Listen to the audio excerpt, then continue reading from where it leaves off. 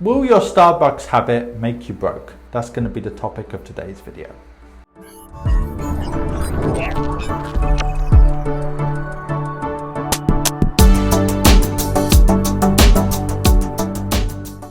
Now, there's a lot of talk online about coffee and how it's a waste of money and all this kind of thing.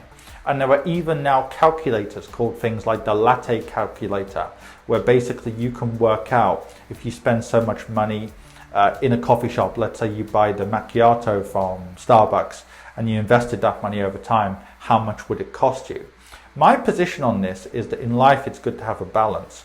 As most people on my channel know, it is true to say that I do believe in being relatively frugal. That doesn't mean taking it to the extreme. That doesn't mean never ever wasting $1 or pound, because if you live like that, it wouldn't even be good for your mental health, right?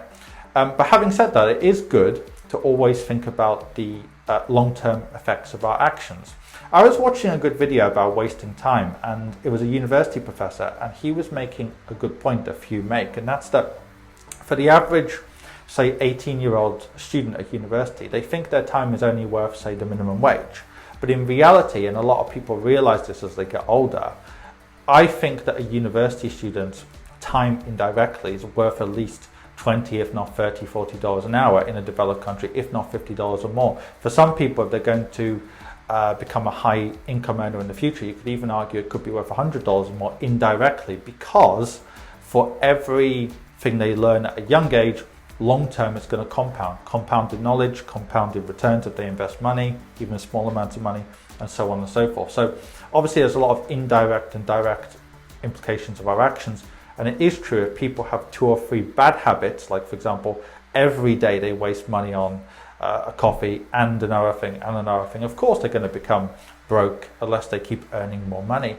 But at the end of the day, I know plenty of wealthy people who are also frugal, but you know what, from time to time they waste money. I've wasted money in my life, everyone has. There's nothing wrong with doing that occasionally. What becomes a much bigger issue is when habits are formed, and when people get into the habit, and I've seen it time and time again, so much money comes in, so much money goes out.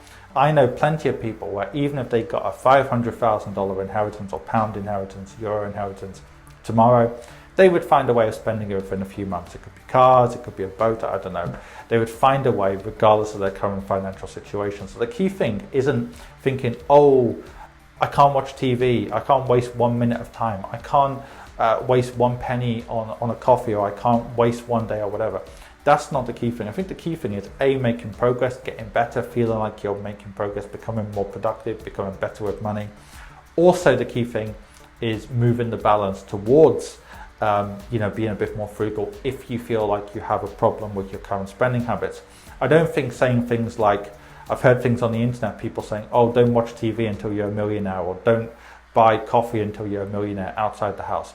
I'm not completely convinced by those arguments. I do think it's good that those arguments are out there, because there's still a lot of people who believe in nonsense like, if you're wealthy, you're also high income, and you're also spending loads of money, driving flash cars and all these kind of silly stereotypes. It is true that most wealthy people spend below their means, are quite frugal with money, are quite sensible. But by the same token, having a balance in life, there's nothing wrong with that. And it can incentivize things as well. Like, let's say you're in business, you're a private business person, and you say, well, if I meet a certain target this month, you know what, I'm going to go on holiday, I'm going to do this, I'm going to do that for a few days. I think also you can incentivize yourself if you're a private business owner, and treat yourself, because if you make it too strict, you're not actually going to achieve your financial objectives.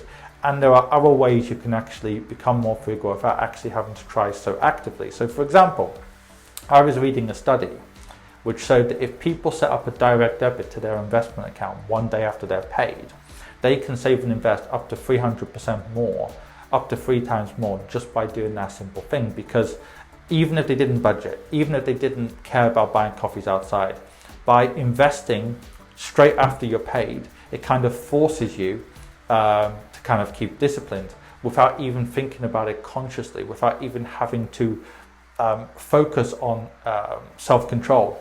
So what I would say is the best tip that's worked for me is work with human nature, not against it.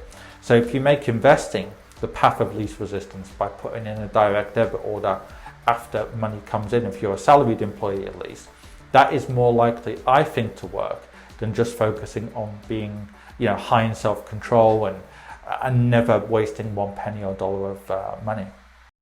How can I help you? In two ways. First of all, are you an expat, a high net worth individual, or just somebody who lives in a part of the world where it's difficult to get access to quality investment solutions?